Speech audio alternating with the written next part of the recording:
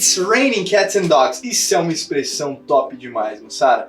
It's raining cats and dogs. Não sei se é a first expression que você aprende aqui com a gente, mas é uma expressão muito legal. It's raining cats and dogs significa o quê? O que você acha? Você acha que realmente está chovendo gatos e cachorros? Não, né? Não faz sentido.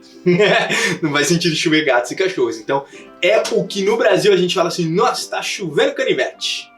A gente fala, a gente fala chovendo canivete também, mas a gente fala mais, nossa, tá caindo um pé d'água. Imagina um pé d'água caindo. Não faz sentido também, né? Mas o Raining Cats and Dogs, eu fui dar uma pesquisada. E como é uma coisa muito cultural, não sei se cultural posso dizer, mas não tem uma explicação muito lógica.